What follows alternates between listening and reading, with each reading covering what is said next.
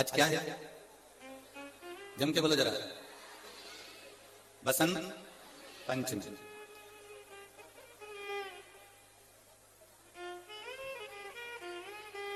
आज माता सरस्वती जी की तो जन्म उत्सव तो हम मना ही रहे हैं, प्रागट्य उत्सव तो हम मना ही रहे हैं। और पुलवामा में भी आज कई शहीद हो गए थे हमारे हिस्से में। हम आज माता सरस्वती का पूरा देश, पूरा भारत माता सरस्वती का उत्सव मना रहे हैं। पूरा देश मना रहा है।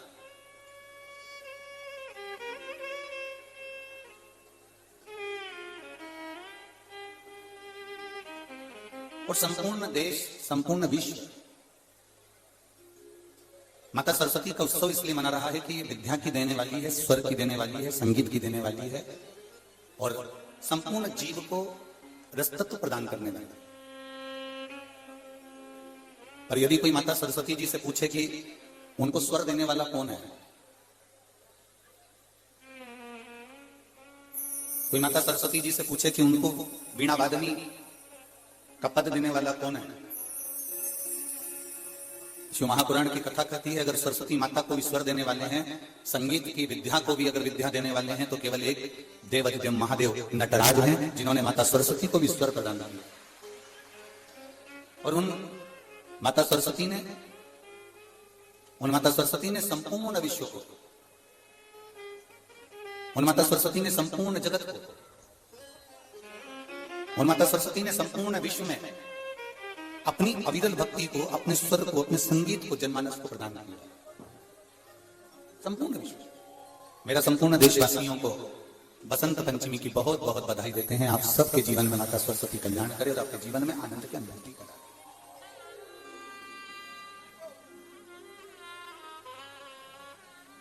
संपूर्ण विश्व का एक आनंद। और ये मानकर चलिए अगर सरस्वती माता के जीवन में भी स्वर की जरूरत पड़ी, माता सरस्वती के जीवन में भी उनको अगर कुछ ना कुछ अगर जरूरत पड़ी है, तो वो देवाधिदेव महादेव के पास गई, भगवान शंकर से उन्होंने पाया। और मेरी कुशीनगर के जीजियों और मेरे कुशीनगर के जीजाओं, मेरी बेटियों, बेटाओं, मेरी माताओं, मेरी बहनों, अपने जीवन में एक बात उतार कर रखना, जब माता सरस्वती को वो स्वर दे सकता है महादेव, लक्ष्मी को जब नारायण दे सकते हैं मेरे महादेव, माता जानकी को राम दे सकते हैं मेरे महादेव, माता रुक्मणी को कृष्ण दे सकते हैं मेरे महादेव, ब्रह्माणी को ब्रह्मा दे सकते हैं मेरे महादेव, तो आपको भी खाली नहीं रख सकते मेरे महादेव देंगे, ये निश्चित है। शिव कथा को ऐसा कोई संसार में नहीं जन्मा जिसको परमात्मा ने नहीं दिया। चाहे वो जलचर हो, चाहे वो थलचर हो, चाहे वो वायुचर हो, चाहे संसार का कोई जीव क्यों हो। और मेरी बहनों, मेरी माताओं, मेरे भाई, मेरे जीजाओं, आपसे निवेदन इतना ही करूंगा, 7 दिन की ये बसंत पंचमी से शिव महापुराण की कथा कुशीनगर में प्रारंभ हुई।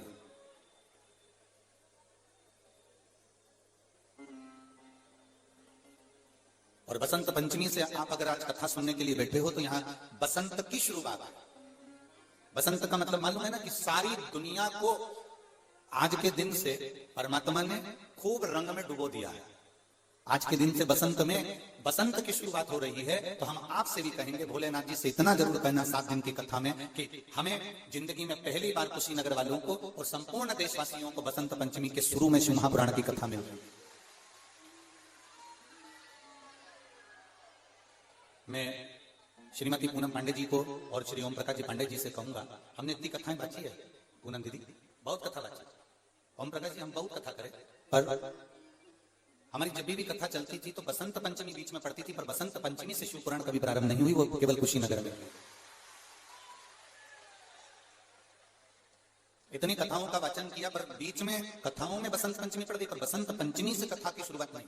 और हम कई बार आशीष जी को यह बात बोल चुके कि ऐसा स्कंद पुराण में लिखा हुआ है कि बसंत पंचमी से अगर कभी कोई पुराण का प्रारंभ होता है और जो उसको श्रवण करता है, तो जैसे बसंत में, बसंत के रंग में पूरी पृथ्वी डूबती है, वैसे ही शिव महापुराण की कथा को कोई दिल से बसंत पंचमी से सुन ले तो उसकी जिंदगी भी खुशी में डूब जाती है। खुशी में। तो इसका श्रेय ओम प्रकाश पांडे जी और पूनम जी पांडे जी आपको जाता हो। ये जो कथा आपने ली है कुशीनगर वालों के लिए, कुशीनगर के चेहरों के, हमने रात्रि को भी हम जब आ रहे थे तो हमने वहां पर एयरपोर्ट पर भी देखा, और दिन में भी और सवेरे जब हम घूम रहे थे उस समय पर भी हमने देखा, लोगों के चेहरे पर एक प्रसन्नता कि हमारे कुशीनगर में शिव पुराण हो रही है और हमारे कुशीनगर में शिव पुराण हो रही है। ये प्रसन्नता, ये एक आनंद था। अब जिनके भाग्य में होगा ना तो वो ऐसा झोली पसार के 7 दिन में, हमारे यहाँ जब भंडारा होता था ना, आपके यहाँ तो कुशीनगर का भंडारा तो हमने नहीं देखा, और मेरी जीजी हमारे यहाँ जब भंडारा होता था ना तो वहां पर जो माताएं आती थी तो ऐसे पल्लू को खोस के आती थी ऐसे, और जब कोई देना भैया देना भैया देना भैया देना, अच्छा जो ले रही होती है ना उसको मालूम नहीं होता कि गुलाब जामुन का चांस नहीं भी है, देना भैया देना भैया। अब वो टंगी झोली और नीचे से चांस नहीं टपक रही, इतने में जो बांट रहा होता है ना भंडारा वही कह देता है, अरे वो काकी वो नीचे देखते रहे, ओ मेरी इतने की साड़ी खराब हो गई, कोई बात नहीं। तो उसने कहा 4 गुलाब जामुन और दे। उसने कहा क्यों, जब गुलाब जामुन लेकर जाऊंगी तो अभी 3 में साड़ी बिगड़ी है तो और 4 और बिगड़ गई। अब ये आपके ऊपर निर्भर करता है कि आप कितनी शिव महापुराण को आप कितना ग्रहण कर सकते हैं, कितना ले सकते हैं, कितना अपने भीतर उतार सकते हैं, कितना उतार सकते हैं, ये आपके ऊपर, आप कितना ग्रहण कर सकते हैं, आप कितना ले सकते हैं। अब ये आपके ऊपर निर्भर करता है कि आपको कितना ग्रहण करना है। और हमारे विश्वास से कहते हैं, आज तक जो हमने शिव महापुराण की कथा देखी है, करी है, सुनी है, उसके विश्वास पर कहते हैं, जो शिव महापुराण के पंडाल में बैठकर दिल से शिव कथा को सुन लेता है, मेरा भोले बाबा 3 महीने में उसकी झोली भर देते हैं।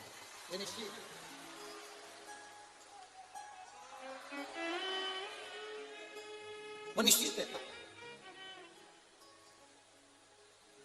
उसके देने में कमी नहीं रहते, उसके प्रदान करने में कमी नहीं रहते। महाराज बस आपको और हमको श्रद्धा, विश्वास और भक्ति, इन तीनों में हमको ढकना, इन तीनों में हमको ढक जाना, इन तीनों में हमको दब जाना, तीनों में।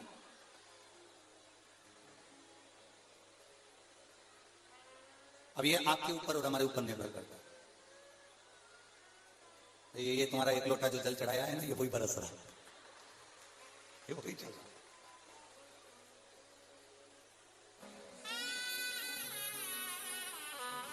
बाबा से प्रार्थना करना है। आज बसंत पंचमी है,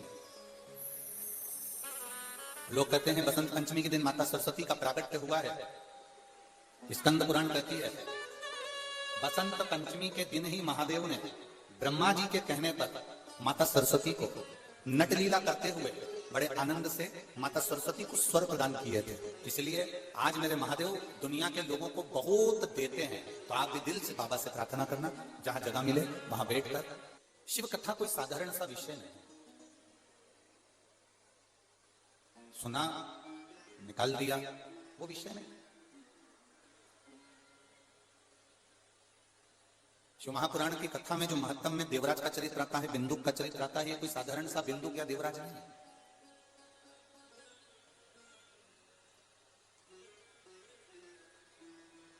आप सबका घर बना है, उस घर में छत डाली होगी, देखिए आप लोगों ने जम के तो बोलो, या उसके कालम खड़े करे होंगे या बीम खड़े करे होंगे, तो उसमें अंदर छत के अंदर क्या डाला जाता है? कालम को खड़ा करा जाता है तो क्या डाला जाता है? लोहे की छड़े, लोहे का सरिया। किस किसने देखा है? सबने देखा है ना। उसमें लोहे की छड़ डाली जाती है, लोहे का सरिया डाला जाता है, लोहा डाला जाता है, और उसको डालने के बाद में फिर उस कालम में ऐसा चारों तरफ उसमें लकड़ी ठोक दी जाती है। फिर उसमें सीमेंट, गिट्टी, बालू, रेत, पानी सब मिलाकर उसका घोल डाल दिया जाता है। देखा है ना सभी लोगों ने। चाहे कालम हो चाहे छत हो, उसमें लोहा डला होता है, लोहे की राड डली होती है, लोहे की छड़ डली होती है, और उसमें फिर घोल सीमेंट का, बालू का, गिट्टी का, पत्थर का घोल उसके अंदर डाला। अब मान लो वो छत डाली, वो कलम तैयार करा, वो छत डाली और छत में लोहा दिख रहा, लोहा दिख रहा। अगर वो लोहा दिख रहा है तो छत सही डली है क्या? जम के बोलो जरा। नहीं नहीं। कालम में अगर लोहा दिख रहा है, लोहे की छड़ दिख रही है, लोहा दिख रहा है, तो वो छत सही डली है क्या? नहीं। वो कालम सही डला है क्या? नहीं। ठेकेदार को आप कहोगे, ए ठेकेदार जी, इसमें लोहा दिख रहा है। ठेकेदार जी, इसमें लोहा दिख रहा है। ठेकेदार जी बोले तुमसे कि इसको दिखने दो, इससे होगा क्या? तुम्हारी छत तो बढ़िया डल गई ना। नहीं नहीं नहीं नहीं, लोहा दिख रहा है, इसमें लोहे की राड दिख रही है, लोहे की छड़ दिख रही है, मतलब ये छत सही डली नहीं है। अगर ये लोहा दिख रहा तो इसमें हवा लगेगी, पानी लगेगा और इसमें जंग लग जाएगा, काई लग जाएगी और ये छत एक ना एक दिन नीचे गिर जाएगी। बोलो सही है ना जी? जम के तो बोलो जरा, सही है।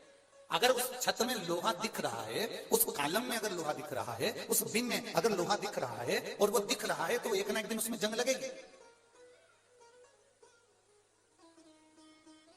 उसको ढाक कर रखा जाए, उसको सीमेंट से, पत्थर से, रेत से, बालू से उसको अच्छे से पैक कर दिया जाए, वो नहीं दिखना चाहिए। दिखेगा तो हवा लगेगी, हवा लगेगी तो जंग लगेगा, जंग लगेगा मतलब काई लगेगी, काई लगेगी मतलब छत नीचे गिरेगी, ये पक्का। मतलब कालम बेकार डल गया, दिन बेकार डल गया, वो नीचे गिरेगा। उसी तरह जैसे लोहे की छत को ढका हुआ होना चाहिए, कहीं वो थोड़ी सी भी अगर वो लोहे की छड़ दिखेगी तो उसमें काई लग जाएगी, जंग लग जाएगी और जंग लग जाएगी तो वो सड़ जाएगी, बेकार हो जाएगा। उसी तरह शिव महापुराण की कथा कहती है, मनुष्य का जो आत्मा है, मनुष्य का जो हृदय है, मनुष्य की जो मन है, मनुष्य का जो हृदय है, चित्त है, वृत्ति है, ये विश्वास से, शंकर भगवान की अविरल श्रद्धा से, भगवान शंकर के विश्वास से, भगवान शंकर के भरोसे से, भगवान शंकर की दृढ़ता से वो तुम्हारी चित्त, तुम्हारी वृत्ति, तुम्हारा मन ढका हुआ होगा तो एक बार परमात्मा मिलेगा जरूर। वो छत मजबूत की मजबूत ही बनेगी। एक विश्वास की परत अपनी चित्त में, अपनी बुद्धि में, अपने मन में बिठाना। विश्वास, एक भरोसा, एक दृढ़ता।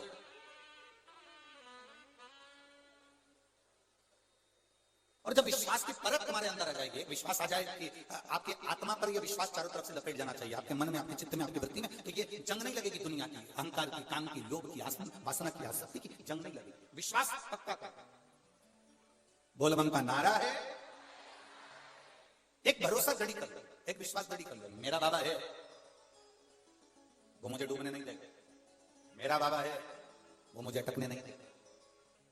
5 रुपए की बेलपत्र या 5 रुपए की राई या सरसों क्या हमारे जीवन को सुख दे सकते? मेरी जीजियों, दुनिया के लोगों की दृष्टि में ये केवल बेलपत्र है, केवल बेलपत्र। पर जिसने दिल से अगर शिव पुराण सुनी होगी तो उसको मालूम होगा कि देवराज के प्राण बेलपत्र के पेड़ के नीचे छूट गए थे, तो वो चोर देवराज भी भगवान शंकर के कैलाश धाम चले गया था। केवल बेलपत्र के वृक्ष के नीचे प्राण छूट गए तो वो कैलाश धाम चले गए।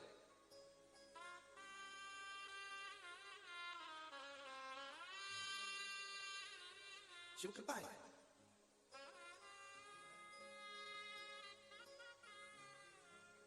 पूनम दीदी, हम एक बार व्यासपीठ से पहले कहे हैं कि हमारे पास में कई लोग आते हैं, बड़े बड़े मंच से कह देते हैं कि गुरुजी ये जजमान है, इनको रुपट्टा उड़ा दो, इनको ये उड़ा दो, उनको वो उड़ा दो। हम एक बेलपत्र उठाकर उनको दे देते हैं, इससे बढ़कर कुछ नहीं। क्योंकि शिव महापुराण की जो बेलपत्र है वो हजारों बीमारी का, हजारों रोगों का एक इलाज है, वो एक बेलपत्र। हजारों बीमारी, एक भरोसा इसके अंदर, एक विश्वास उसके अंदर, एक दृढ़ता उसके अंदर।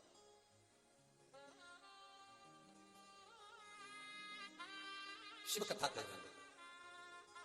देवराज को भी नहीं मालूम था क्या कि ये शंकर जी के मंदिर में मैं चोरी का धन लेकर पहुंच गया, चोरी का धन मैंने रख लिया, रखकर मैं तब बैठ तो गया क्योंकि मेरे शरीर में ताप था, बुखार था। शरीर में जब ताप बढ़ता है तो भोजन नहीं भाता, शरीर में जब ताप बढ़ता है तो भोजन अच्छा नहीं लगता, और घर में जब ताप बढ़ता है तो भजन अच्छा नहीं लगता।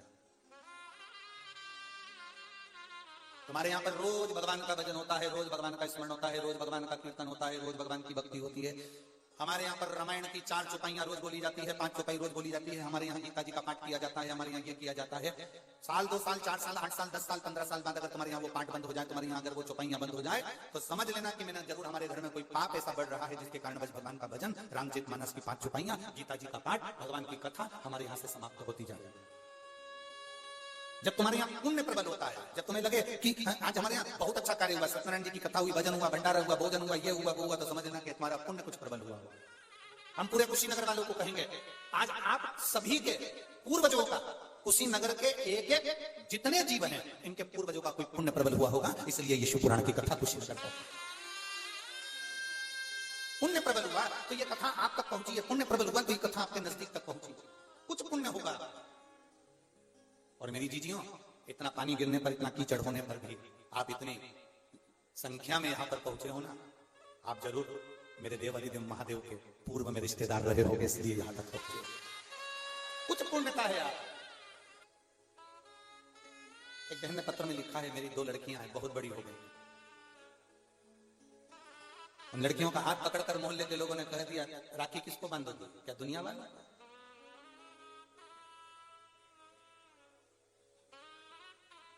बेटियों का हाथ पकड़कर कह दिया, तुम्हारी माता एक पुत्र को जन्म ना दे सकती, एक बेटे को। बेटी ने अपनी मम्मी को कहा, माँ कहती है कोई बात नहीं, दुनिया कहती रहती है, ताना देने वाले कम है क्या संसार में? माँ ने रोते हुए शिव जी को पुकारा, मैं आपकी कथा सुनती हूँ, मैंने आज छोड़ दी थी कि मुझे पुत्र चाहिए, मेरी 2 बेटी बहुत है, मुझे नहीं चाहिए पुत्र, मैंने सोच लिया था, पर दुनिया के लोगों ने ताना दिया और मैं आपकी कथा सुनती हूँ। लोग कहते हैं कि क्या मिलेगा तेरे को शंकर की कथा सुनने से? अब बाबा तुझे मुझे